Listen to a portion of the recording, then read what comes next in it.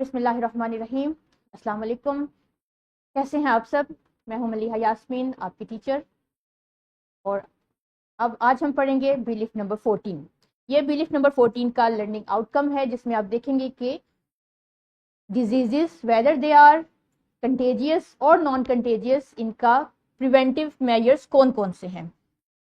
ठीक है, सबसे पहले आप इसके सोल्यूशन को एक दफा देख लीजिए और अपने आंसर्स को वेरीफाई कर लें। चलिए आगे देखते हैं कि how can we prevent the spread of disease whether it is contagious और नॉन कंटेजियस। तो डियर स्टूडेंट्स, इसका सोल्यूशन बहुत इजी है। आप ये याद रखिए कि कंटेजियस डिजीजेस कैसे स्प्रेड होती हैं और नॉन कंटेजियस डिजीजेस कैसे फैलती हैं। तो सबसे पहले नॉन कंटेजियस डिजीजेस को देखते हैं कि ये गंदे पानी से और गंदे खाने से फैलती हैं। तो हमें अपने इसको प्रिवेंट करने के लिए, इससे बचने के लिए अपने फूड को और अपने वाटर को, अपने पानी और खाने को अपने प्रोटेक्ट करना है जर्म से।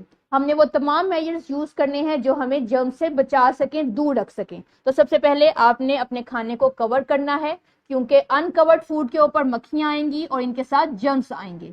तो हमें जरूरी क्या है कि जो भी खाना हो, खाने की चीज, आर्टिकल हो हमारे पास, उसको कवर्ड रखें। इसके अलावा हम अपने फूड को कैसे बचा सकते हैं?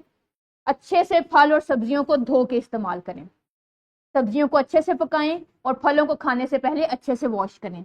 जब भी आप पानी पिए, या तो आप बॉइल्ड वाटर इस्तेमाल करें या फिर आप फिल्टर्ड वाटर इस्तेमाल करें, जिससे जर्म्स आपसे दूर रहेंगे। इसके अलावा मॉस्किटोज जो कि डेंगू और मलेरिया कॉज करते हैं, इनसे बचने के लिए या तो आप नेट्स यूज करें, मॉस्किटो नेट्स यूज करें, या फिर आप इंसेक्ट रिपेलेंट्स यूज करें। ये दोनों तरीके आपको इंसेक्ट से बचाने में हेल्प करेंगे। सो ये वो चंद तरीके थे, इजी तरीके थे, जिससे आप नॉन कंटेजियस डिजीजेस से बच सकते हैं।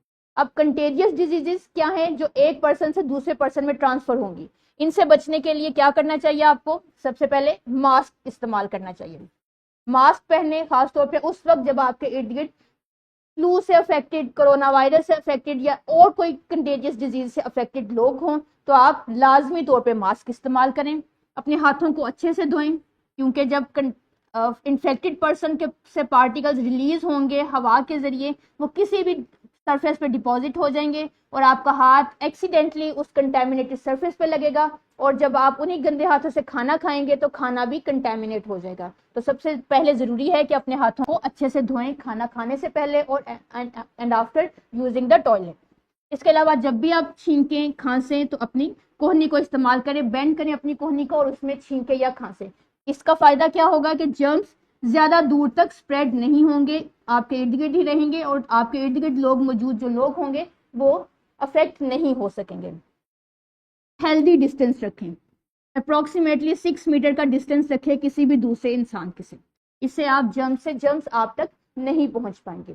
तो ये वो तमाम सिंपलेस्ट मेजर्स हैं जिन्हें यूज करके आप बहुत सी खतरनाक डिजीज से बच सकते हैं। तो it was all about the preventive measures. आ जाएं अब प्रैक्टिस करते हैं कुछ। It is our practice time. अपनी नोटबुक पे भी, टेक्स्ट बुक पे भी एमसीक्यू सॉल्व करें और अपने वर्कबुक पे भी जो बिलीफ नंबर 14 है उसको सॉल्व करें।